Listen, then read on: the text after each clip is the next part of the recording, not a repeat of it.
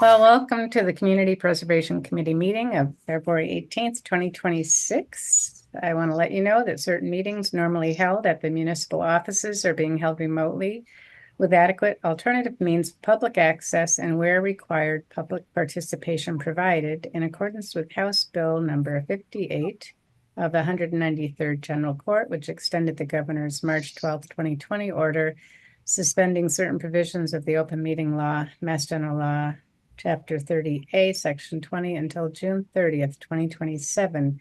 Meetings are typically broadcast at Frontier Community Television. Call the meeting to order at 6:17 p.m. Guidelines for business meetings: speak one at a time, follow Deerfield Code of Conduct, be respectful, courteous, and considerate, concise, and please raise your hand before speaking to be recognized by the chair.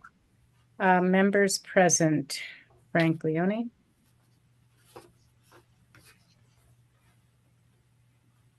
Present. Jeff Brown, Present. Peter James, Here. Sean Libby, Sean Libby, present. Julie Caswell, Present. Ann Buchanan, Here. Laylee Dwight, Present. and Kathy Sylvester present. Thank you. Guests present: Alex Galloway. And I think that's all we have. I wondered if anybody had any comments about the minutes for January 28th.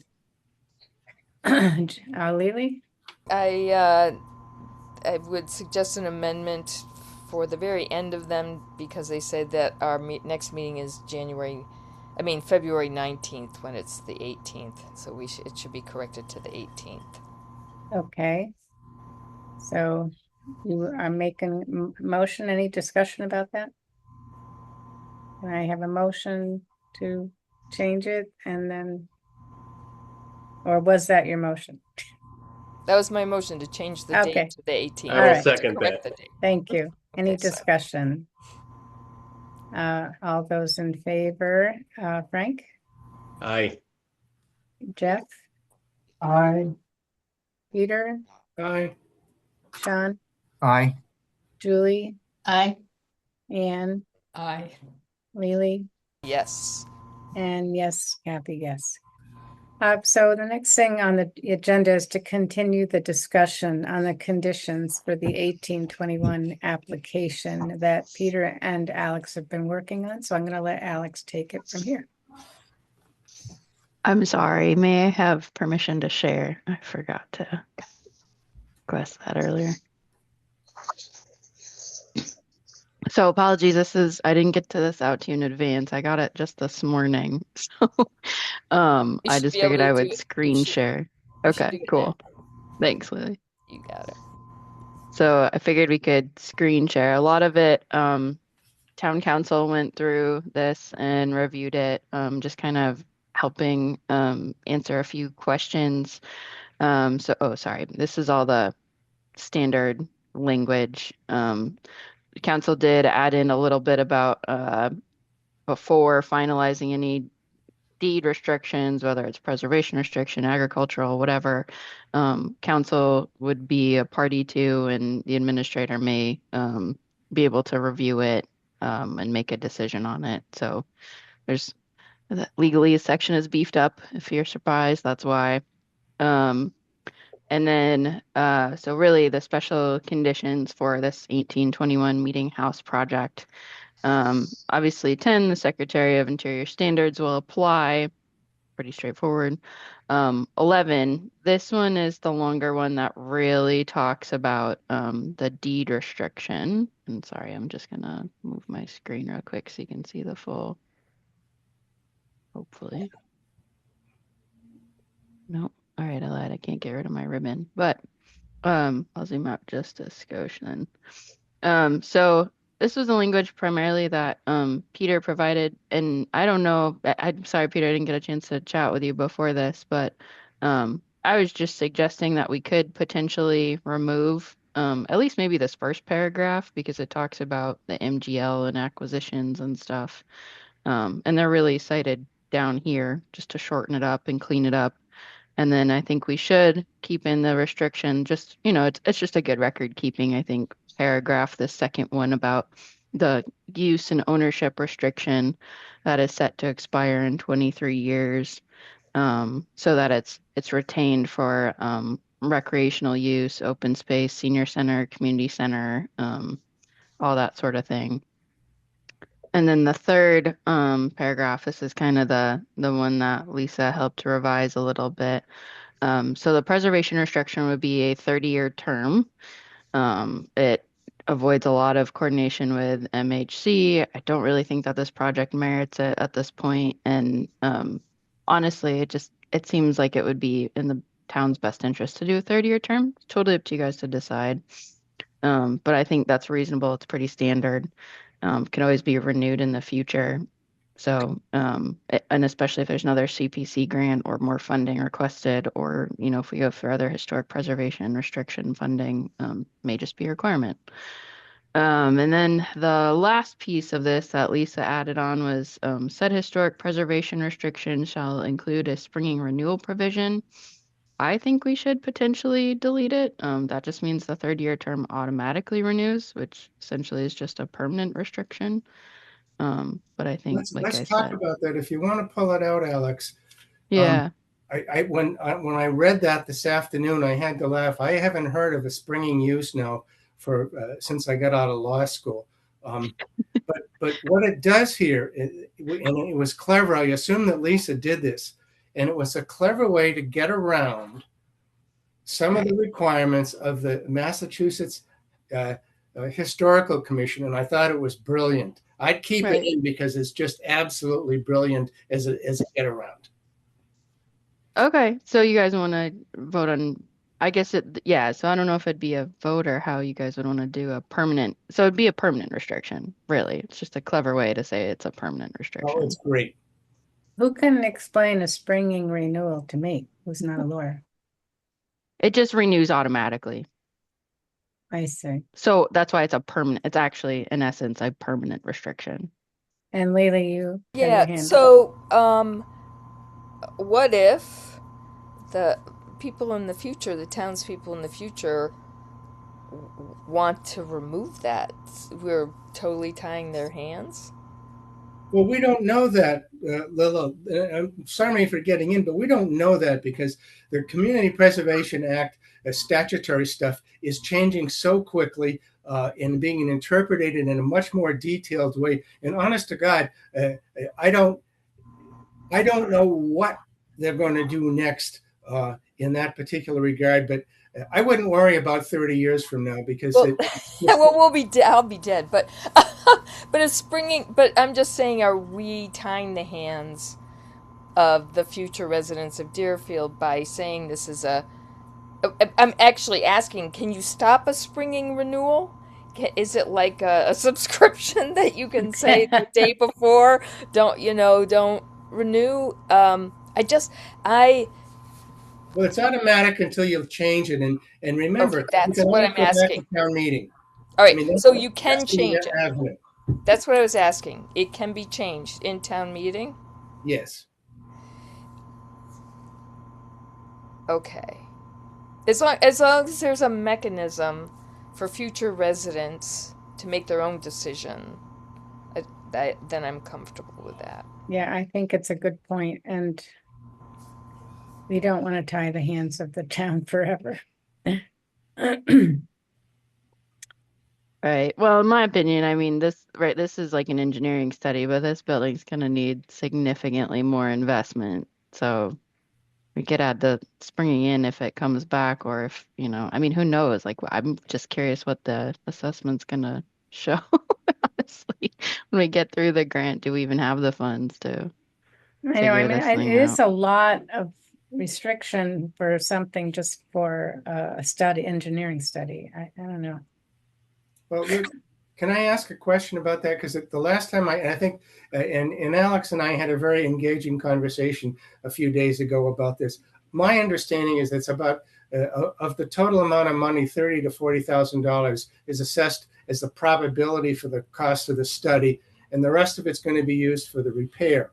And and that led to a second question, which I only came up with today, is do you want to discuss as part of the conditions, should that study recommend not to do the repair, the funds come back to CPC?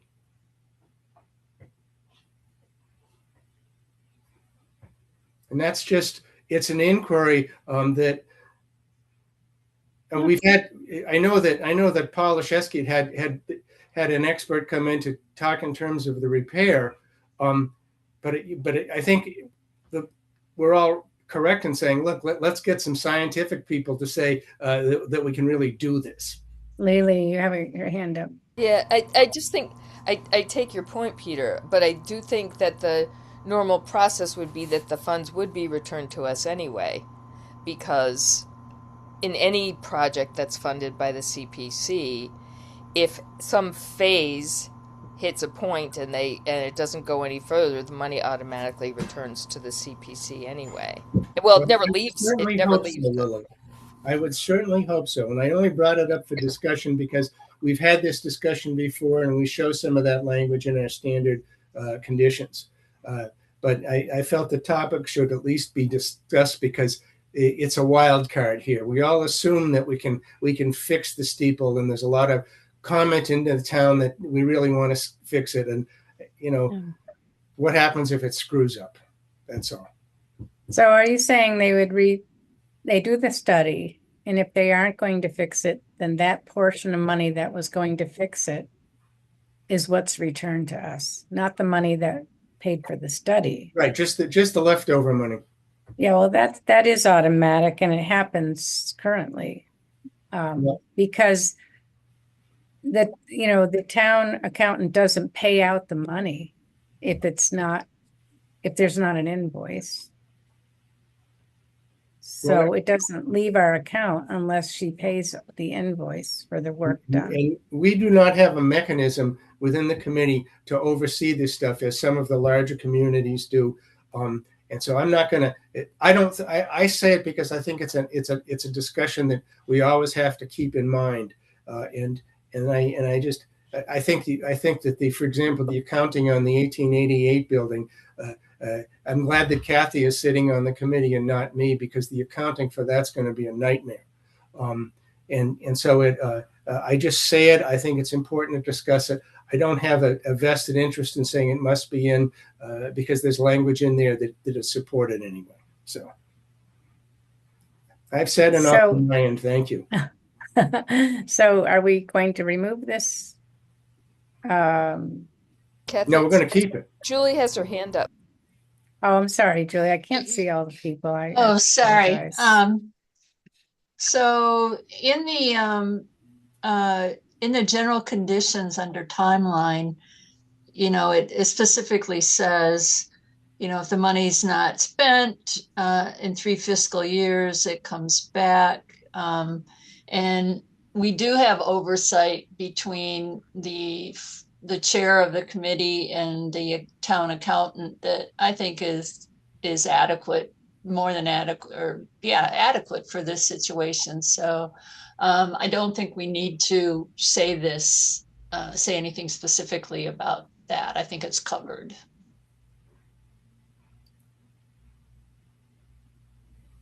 So, Peter, you think that we should keep the language in of this part that says said historic preservation restriction shall include a springing renewal, blah, blah, blah. Absolutely. I think it's a very cute way of dealing with an end around to Mass Historical Commission. And I'll be candid, when I look at this stuff, I'm really not terribly concerned about how the town deals with this. But the town could be in a position in the not too distant future where they're going to get rid of the building. That's a possibility. We saw it happen in Greenfield recently with the YMCA, and we may see that with the St. James Church, where the best use of that building is to sell it and have it moved away. And as far as the town is concerned, they're not going to mess with it, but it's very important protective language to have. And I love the cute way that Lisa Mead had brought in the springing renewal. I think it's great. And it doesn't hurt anybody. So what happens if the town decides to get rid of the building or take it down? Well, if they got to take the building down, that's a secondary issue. If they get rid of the building, the historical piece of it has got to follow the building. I see. Okay. Any other comments from committee members on this language? I think I just have a question about going, because Alex walked through a bunch of things. Are we agreed with her to remove that one paragraph because it is also mentioned in a subsequent paragraph under the deed restrictions? I think maybe we should go through each thing individually and decide. Sure. So Alex, why don't we start at the beginning, or is this the beginning, number Okay. 11? Yeah, sorry, number 11. So this paragraph, it references the CPC MGL, that's 44B. It says it's bound by a restriction if it's acquired with real interest using CPC funds.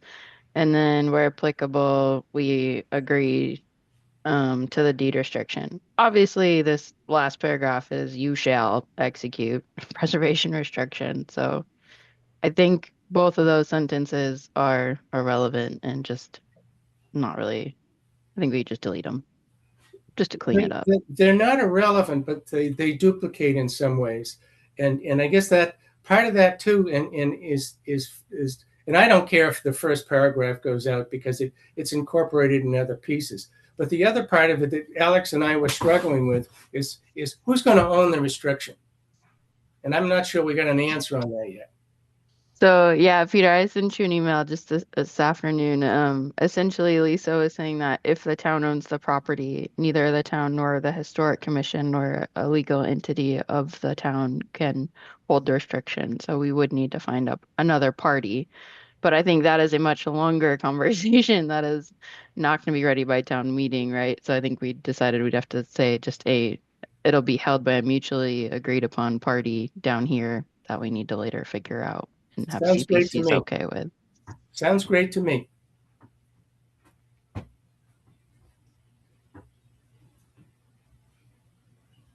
So are we keeping that paragraph in? Is everybody in agreement with that, Lily? I move that we excise that paragraph as it is duplicative.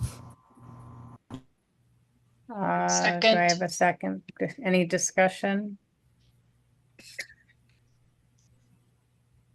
Okay, then all those in favor, Lily, Yes. Anne, Yes. Peter, Yes. Julie, Yes. Jeff, Yes. Sean. Yeah. Frank, Yes. and Kathy, yes. So that will be deleted. Okay. Okay, keep going. Okay. This one, I think it's good to keep in. It's just a point of record keeping that there's a use restriction on the property as well. I don't think it And it- does. 23 years is okay, because I thought Peter wanted 30. That's 23 years is on the existing restriction, which is a I limited. see.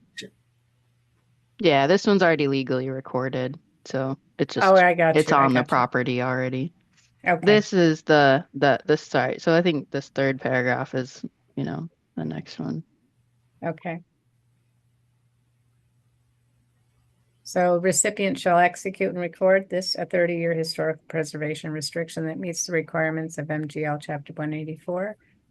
The restriction shall be held by a mutually agreed upon party pursuant to said statutes, the purpose of which shall assure that the architectural and historical features of the building will be retained and maintained substantially in their current or better condition for preservation purposes and to prevent any use or change of the property that will significantly impair or interfere with the property's preservation values. Said historic preservation restriction shall include a springing renewal provision to assure ongoing preservation of the property. Any concerns about that? Or any questions about that? No, we can keep going. Okay. Yeah, we don't need to move to accept it, I guess. No, we're gonna just remove things, accept removing things, then we can accept the whole thing once we have what we want. Okay, so we'll keep it the springing renewal. And then the last one was just the additionally upon completion of the project, future changes will impact the historic nature of the structure shall require advanced review and written approval of CPC. which I think is fine. It was just a carryover from So the is that further 1888. down or something? Oh, I see. I didn't see it because my screen, never mind. Okay, so that's the whole thing, yes? Yep, that's it. Okay. So someone want to make a motion to accept it as written? I move to accept it as amended because it was As amended, thank you, yeah. okay. And seconded? Seconded, yeah. Okay, any discussion? Okay, all those in favor, start with Lily. Yes. Anne, Yes. Peter, Yes. Jeff, Yes. Julie, Yes. Sean?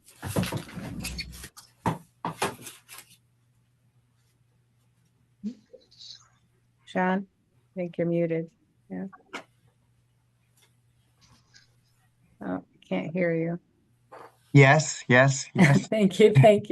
Frank Yes. and Kathy, yes. Okay, great. Congratulations, Alex. Yay. Thanks for doing all that work, you and Peter. That's really Yeah. appreciated, both of you. No problem. Thanks. All right. Oh, man, Ben must have forgot a meeting. Holy goodness. Or you know what? He might be planning. I did tell him he could have some more time. He's still working on a couple of glitches for that application. So I think, I'll text him to see if he was planning to come, but we will move on to number 8 to review the draft grant award agreement for the conservation fund, and I'll let Julie take over. Thank you, Kathy. So this is the grant agreement letter for the conservation fund. So the conservation fund, just to review, would be approved or come before a town meeting to establish the fund at the May town meeting. And then this is a proposal to ask the CPC to put $100,000 into the conservation fund. And as you will all remember, we've discussed this proposal at a couple earlier meetings. Most recently, we reviewed it at the January 14th meeting. And the early discussion in December indicated that we did need a grant agreement letter. And at the January 14th meeting, we reviewed a draft of that grant agreement letter. And it had conditions in it and the application for $100,000. And both the special conditions that are in the grant letter were approved by the committee, and the application was approved by the committee at that January 14th meeting. There were 8 members at the meeting. 6 voted in favor and 2 abstained. And so at the end of the meeting, I asked that we could go back into this grant agreement letter and try to address the continuing concerns with the grant agreement letter. So that's what we did in the meantime. And Peter and I worked together on changes in the grant agreement, and that's what we're presenting back to the committee tonight. And we can make our way through the grant agreement and just highlight what the changes are. But what I'm requesting of the committee is that once that's been reviewed, that we could consider revoting on the proposal, and hopefully we'll have satisfactorily addressed the concerns that were still outstanding after the January 14th meeting. So Kathy, are you able to share the grant agreement letter? Let me try, yeah. Let's see. Now, I guess just at that point, before we get into the details, Peter, do you have comments about this, please? Well, I've had good comments with Julie, and I want to personally thank her for putting together a much more comprehensive and solid document for us to review. And the part of, if you really get into the weeds on this stuff, you talk about what the Department of Revenue thinks, and then you go in to find out what the Secretary of Environment thinks. And you realize that the Secretary of Environment does a much more detailed job of handling how CPA interacts with what these trusts do.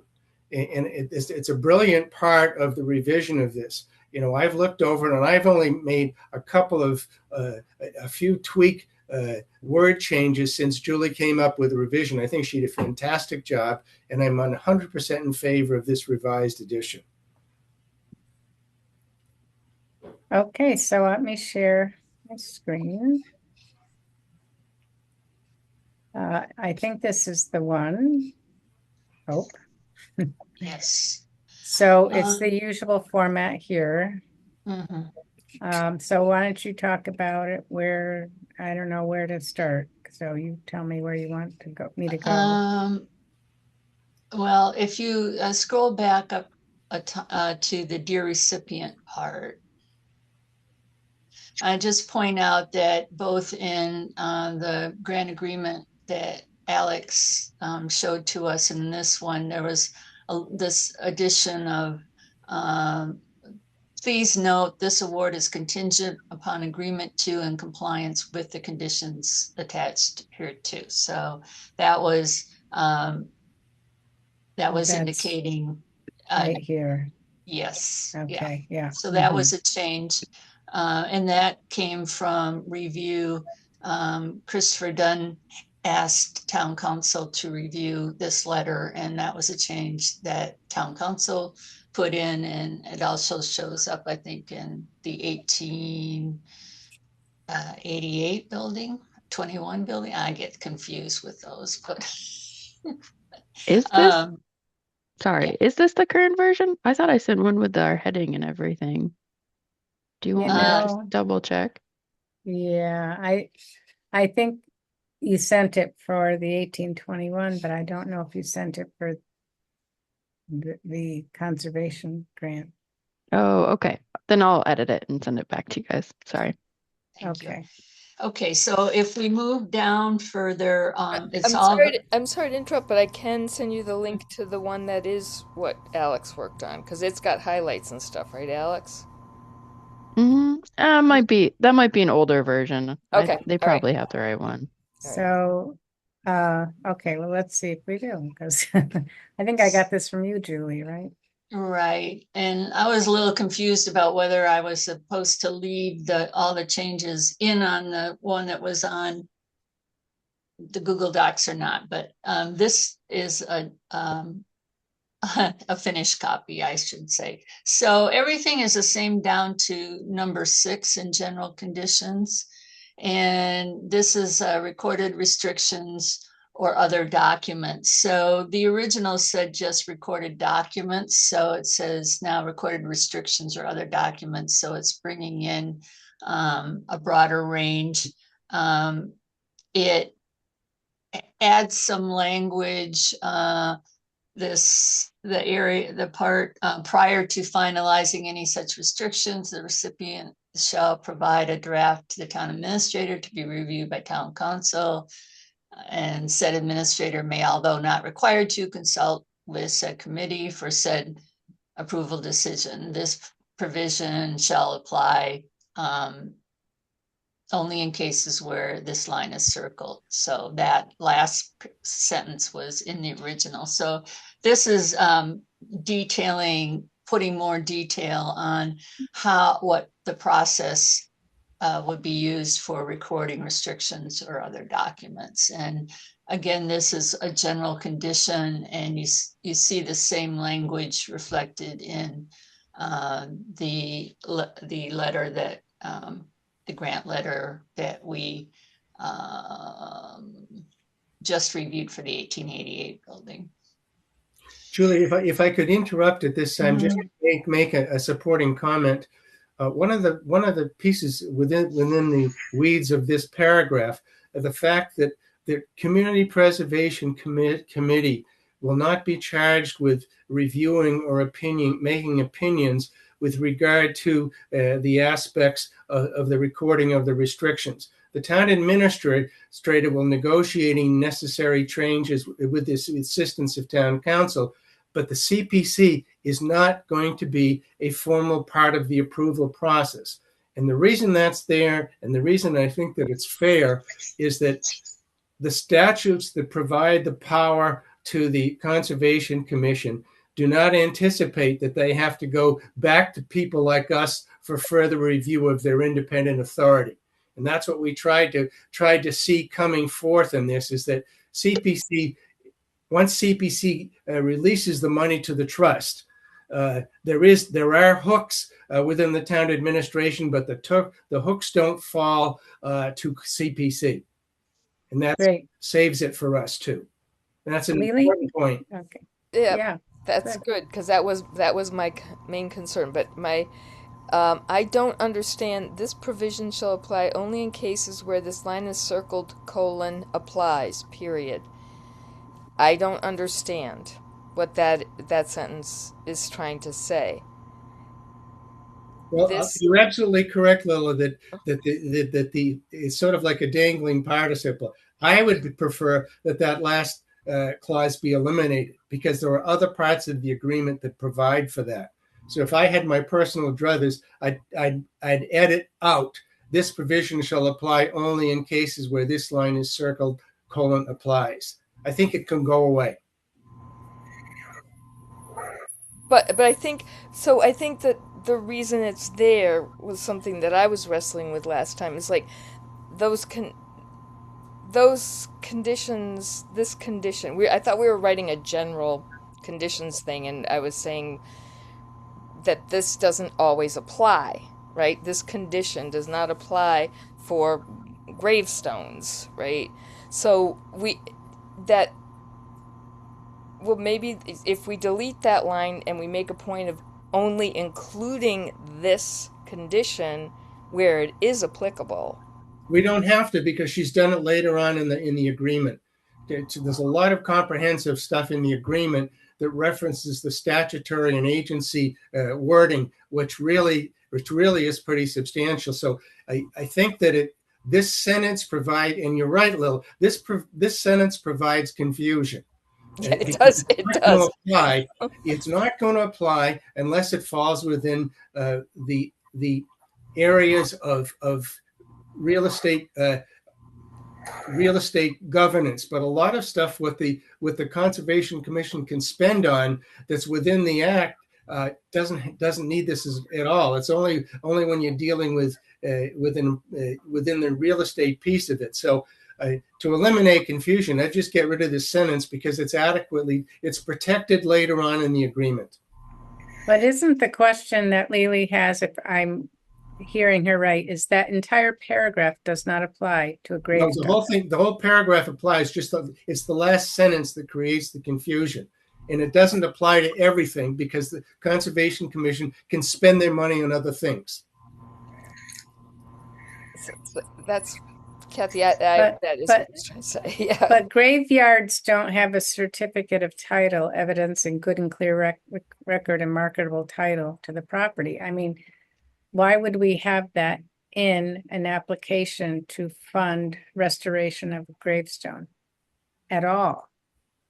Like, wouldn't you just put that whole paragraph in for something like the 1821 building or the land conservation, but not have it in for some of the other things like gravestones? Julie, I think it should stay in as a general condition. Otherwise, they're not general conditions. But if I'm reading this and I'm the person getting this grant award, or somebody in town or town administration, I'd say recorded restrictions or other documents. The recipient will provide a copy of required recorded documents. with restrictions. I would say to myself, I don't have any of those, so I'm just going to skip that one. So rather than taking it out, I think it should sit there and remind people that if they have such a thing, they have to do something about it. But I would rather have the general conditions be identical between different projects. Okay, let me Well, ask you a you question. can always put it in Before I under get special confused. conditions. I mean, Here's Um, the confusion. The confusion is when we have to do this. What that I didn't write that paragraph, so I can talk about it. But it was confusing if you don't have a circle, and after the line circled, then it says applies, and that's where the confusion is because somebody circles it if it applies to a particular application. Well, I find the whole thing confusing if I had an application in for gravestone restoration personally. But, you know, if the majority feel like it should stay in, then the very least we can do is take out that last sentence or say check mark here and check it if it applies rather than saying circle : applies, which makes no sense. Or, And Lily, you have a or comment? what if we said recorded restrictions or other documents if applicable? Because that then, to Julie's point, someone's going to go, not applicable, right? Not applicable. But it just so that it's right there, then we can get rid of that last sentence, and we're basically saying that same thing. Yeah, that's better. Okay, I don't have any problem with that practically because I don't like the way the last sentence sets up. In this case is different. Remember, this case is different because it's a full release of money, and there's a backside obligation of the Conservation Commission to comply with the statutes and agency law. So I get that. I get that. I just saying it isn't really a general condition. It's a special condition for this particular application. That's my point. I think you and I agree. Then why don't we put it under special conditions and take it out of the general conditions for all the other applications? I don't know. What do you think, people? Anybody else have a comment? I just take out the sentence. Any other comments? So if we're going to take out the sentence, we're going to replace it with the if applicable. Is that the idea? Well, you either can do that or rely on the language later in the agreement that requires the Conservation Commission to comply with the CPA requirements as well as the Secretary of the Environment. And it's really, we're saying it 3 or 4 different ways in the agreement. And this is unusual because this is a giveaway of the money without the same kind of restrictions that we have with other approvals. Right, but if we keep it under general conditions for all applications, I think it needs to change. At least to say if applicable. I understand that, you know, in this particular case, it's more specifically laid out later. But we're talking about general conditions, meaning this is for every application. All right, let's make it. I agree. Let's just put the if applicable because that gets us to the next point. Does anybody else have a comment about this or a concern? Okay, so Alex, can you make that edit, or did you, or can you, or? Yeah. Do you want it in the title, or do you want me to just start off, if applicable, the recipient will provide a copy? Sure, the second, if applicable, the recipient will provide, I would say, unless other people have other thoughts, but. Works. Yeah, And get rid of that last line. Either at the beginning or the end. And get rid of the last line, yeah. Yep. Yes. Okay, so moving on. Great. The next spot that there's a change is under number 3, under special conditions. Oh, I gotta move it, don't I? That's me. Okay, here we go. Special conditions.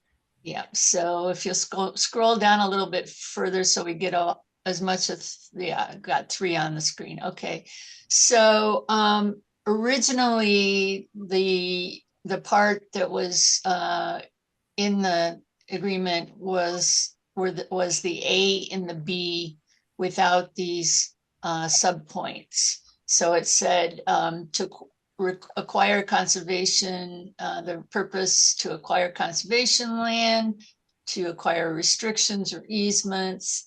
And what we did was add specificity about how one goes about doing these restrictions. And so this is saying to the conservation fund that the requirements on conservation restrictions that must be followed for requirements on conservation restrictions that must be followed. So this is what must be followed by the Conservation Commission in allocating money from the Conservation Fund. The CPC refers the Conservation Fund to number one, the discussion of conservation restrictions that is on the website and is the guidance from the Community Preservation Coalition.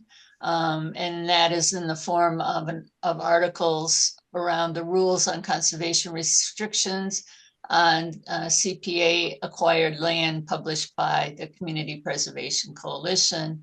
And then also the Massachusetts Executive Office of Energy and Environmental Affairs has guidance and also has model conservation restrictions and has a very detailed discussion of how conservation restrictions work and what the requirements of it are. So the function of these changes is to be specific about the conservation restriction process, essentially.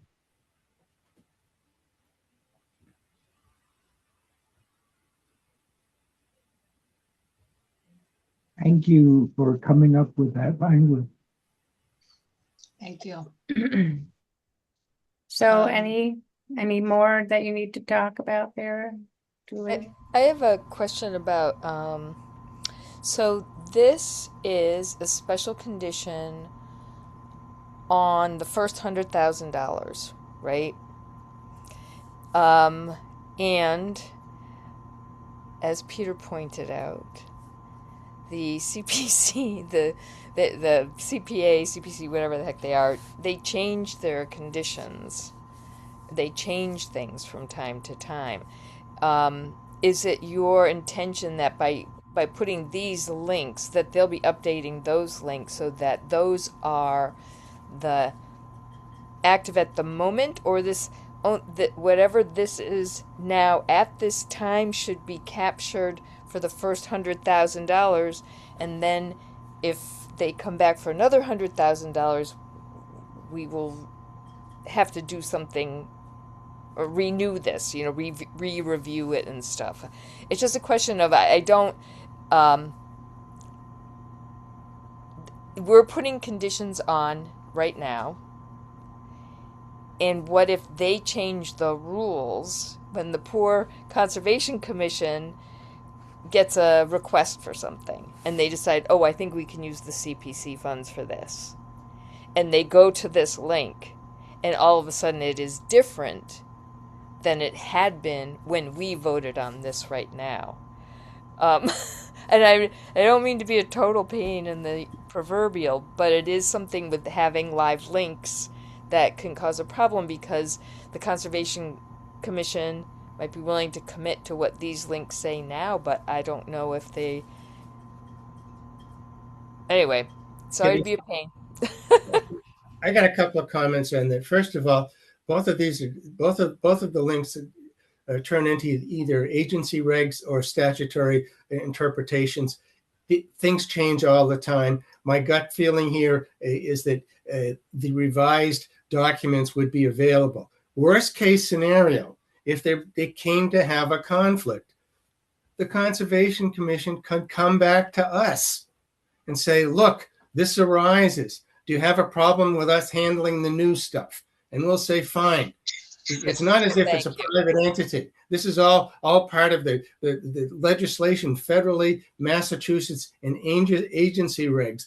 And, you can get dizzy just thinking about them rather than reading them. But I don't have any negatives about future changes. You see that in courts all the time.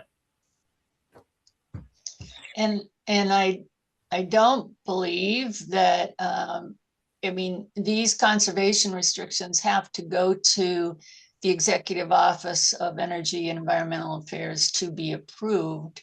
And so you wouldn't have an option to say, hey, I want to use the regulations from last year. So I think Thank you. Yeah, that makes sense. You have to go with whatever they are. And if the Community Preservation Coalition changed their guidance online, it would be because, as Peter said, there had been some kind of a decision or other developments that caused them to change it. And you wouldn't have discretion about, you might have discretion on how to interpret the change, but you wouldn't have the discretion to not comply with the change. So is there anything else in this that you want to review, or is that it? Let's see. Oh, yes. Points number 4 and 5 are additions.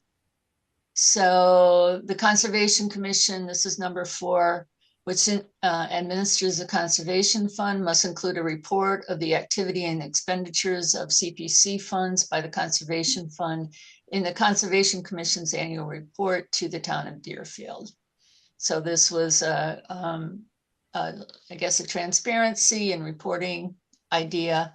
And then number 5 is the chair of the Conservation Commission shall sign this grant agreement as recipient on behalf of the commission. So this is just underlining the fact that the money is going to the Conservation Commission and will be managed by the Conservation Commission, and therefore their chair should be the one who is signing the grant agreement. And this has been answered here. Lily's Yes. why? Yeah, so we Yep. get rid of that. Okay. Any questions by anybody? Alex has her hand up. Oh, thank you, Alex. Yeah. Sorry. Well, I don't have questions on 4 and 5. I wanted to go back to E, I guess. But if you want to do 4 and 5 first, stay in order. That's fine. So here, Yeah, E, the one that talks about the funding with state or other federal grants, but it doesn't mention like working with a land trust or philanthropic partners. And where are we talking here? E, sorry, 3E in the special conditions. Oh, sorry. No, that's Let's my bad. see. I should have got it. specified. Well, no, I just don't see. Scroll E down just under a little 3. more. Yep. Oh, I see it. Yeah, right. Yeah. Okay, sorry. And Julia, I'm sorry, I should have caught this sooner, but just thinking we're about to have a conversation with Franklin Land Trust and open space and I don't know, I just wouldn't discount the private funders that might also be willing to throw in their match. Yeah, good point. Or local town funds. I mean, who knows? So are you suggesting an edit here? Yeah, let's see. You could say to be combined with additional funding sources, such as, and then so it's just not limited to. I mean, just something. I guess I'd need to workshop it a little, but. Well, just change it to read something like or other state, federal, or local funds. Okay. Other put state. something like local funds in there because that's pretty open-ended. Okay, Yeah. so or other state or federal grants, or local. Or other local funds. Or other local funds. I think that gets you into the private donations, and it gets you into the Franklin Land Trust donations. I just think they're really strong partners. You wouldn't want to exclude it on some weird technicality in the conditions. That's all. Right. That's a great point. There is a possibility for these funds to be part of a different package of funding that could be land trust or a nice person who says, I'd like to match that money from the CPC, and here's my $100,000 to do it. Yeah, that's just how a lot of land gets protected, is a weird mix of funding. So, yeah. Okay, so at this point, do we want to have a motion to accept as amended, including the edits that were just mentioned? Well, I was wondering if It's back to local, original approval.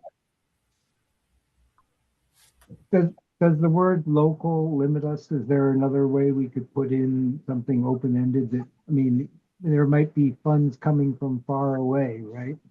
So we just other state or federal or private or something like that. I was just concerned that the word local might limit it. Comments? Alex, can you do that? Yeah, I could just add, okay, so it'd say, That's a or good other point. state or federal grants, or other local funds, or Gifts. Or You may want private gifts. or gifts, yeah. But I think Jeff's point is that we don't need to use the word local. Why not Right, just say yeah. private gifts?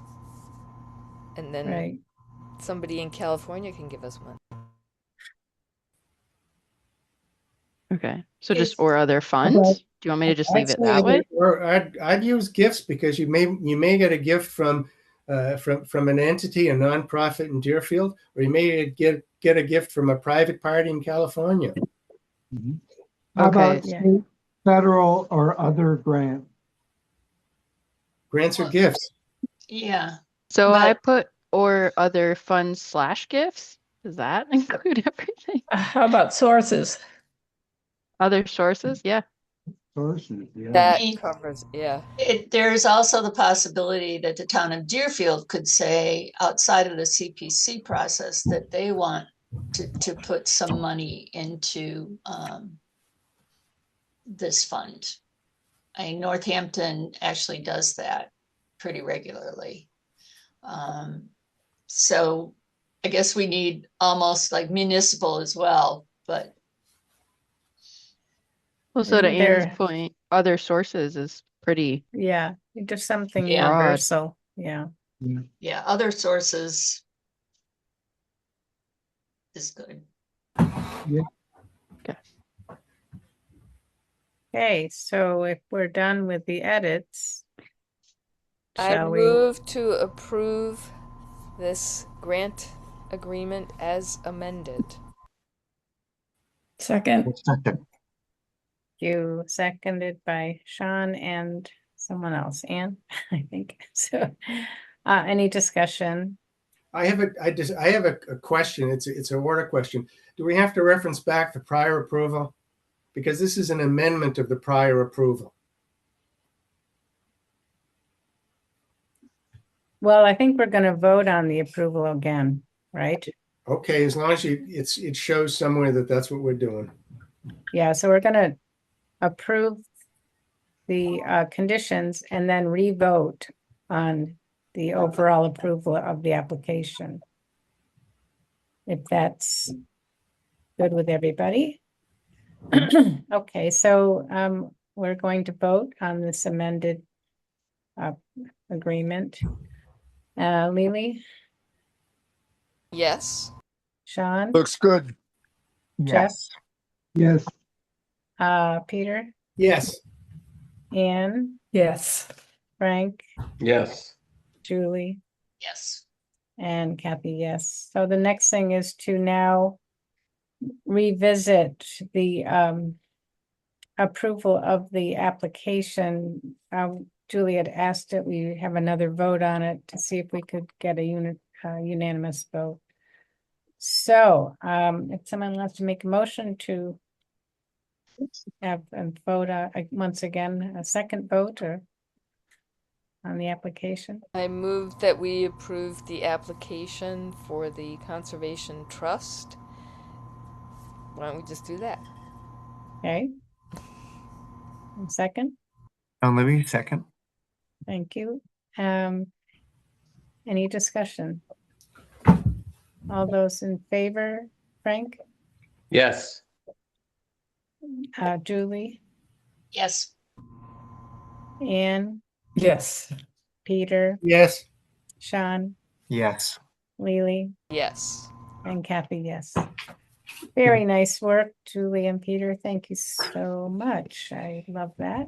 So, Thanks, Good job. everybody. We really appreciate the attention to this proposal and the opportunity to work on it further and bring it back to the committee. So thank you very much. well, I know it was a lot of work for you and I appreciate it. I think it's a great application myself, so. Thank you. So now we're going to visit the Mill River Cemetery application by Ben Benson. I don't know if people had a chance to take a look at it. It seems pretty complete to me, but I want to know if, Ben, did you have anything you wanted to say or? Well, simply, I tried to rewrite it to fill in all the holes that I'd left in the original application. The one thing we have not done yet, which Stuart Saganor says we must do, is have the Historical Commission attest that we've considered a historic property.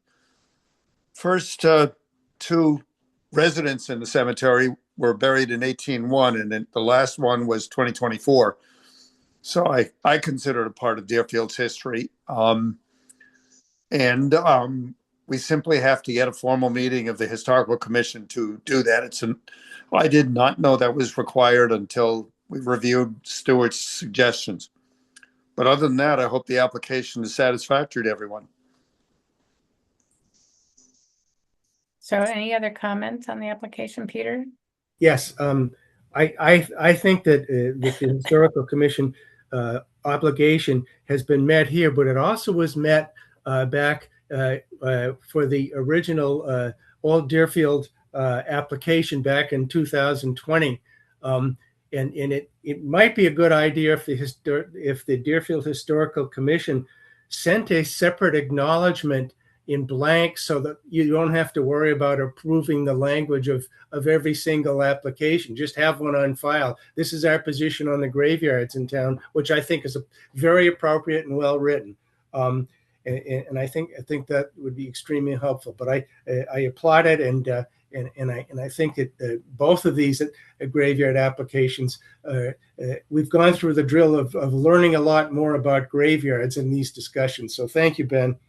No, I appreciate that, Peter. And actually, I think that'll be a nice way to make the meeting seem more productive. My only question is, we got some graveyards that the town takes care of. We got some graveyards that private entities take care of. And when I say private entities, I think like the Laurel Hill Cemetery Association. But there are at least two graveyards in town that nobody that I know of takes care of. One is one is privately taken care of, and they would just as soon nobody knew that it was there, although they are very polite to visitors. They cut the grass. They've got 27 graves, but it's not formally listed in the town's register of cemeteries. So I don't know how I might get in touch with you to talk about some wording. Okay, great. Other than Any that, other discussion? So what we could do is, if people are comfortable, we could approve the application with the condition that we receive that letter from the Historic Commission that this is deemed historic significance. we will be meeting again in March, so I can have that in hand. Perfect. So, yes, Lily. I move that we recommend this application to town meeting with the condition that the Historic Commission deem it of historical note? Is that what it needs to be, Ben? Significance, Significance. deem it historic. Deem it historic. Second. Yeah. second. Thank you. So Julie and Sean Frank. and Or Frank, maybe. or Frank, I'm sorry. Just pick one, Jeff. I don't know. Any discussion? Okay, all those in favor, Sean, One, yes. Peter, Yes. Frank, Yes. Ann, Yes. Jeff, Yes, Julie, Yes. and Lily, Yes. and Kathy, yes. Wonderful. Thank you all. So you get just get that to us, and Did you get Peter Yeah. on that count? did I get you, Peter? Did I Yes. forget? You Okay. did. You got me. Okay, I thought so.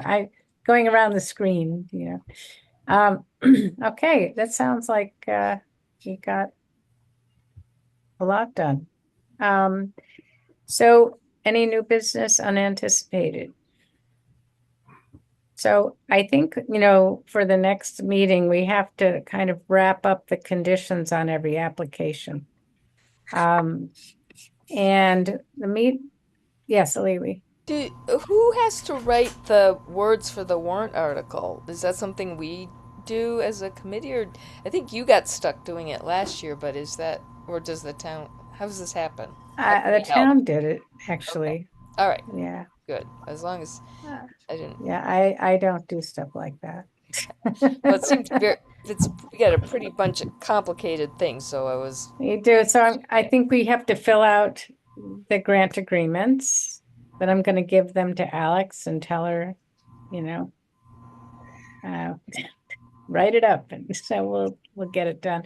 And I will be at the mic for an hour and a half on town meeting. So,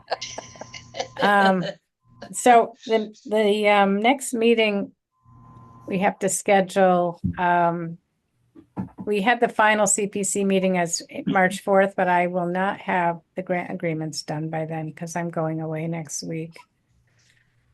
So I'm wondering if we can do it a little later. We have leeway because the town meeting is not till May. So how is later in March, say the 18th? Does that, well, I'll be in Baltimore, never mind. The 25th, does that work for people? March 25th? yeah. Okay. So let's try to make our next meeting March 25th. I'll try to get those grant agreements written up with Alex's help and on all 5 applications. And then we can talk about the application for next year. Because yes, it's never ending, but we're not going to be meeting every week in the summer anymore. So that's one thing that's nice. All right. So I will entertain a motion to I adjourn. move that we adjourn until March 25th, 2026 at 6:15. Is that? That's right. Yes. I second. Peter seconded. All right. Any discussion? No. Okay. Lily, Yes. Julie, Yes. Jeff, Yes. Frank, Yes. Ann, Yes. Sean, Yes. Peter, Yes. and Kathy. Yes. Thank you so much, everybody. No, thank Hey, you everybody. very much. You're becoming a really super committee to work with. Well, Now thanks, that Ben. I'm not on it. Good to see you, Ben. Well, Good to we see have you a too. nice replacement for you, but we miss you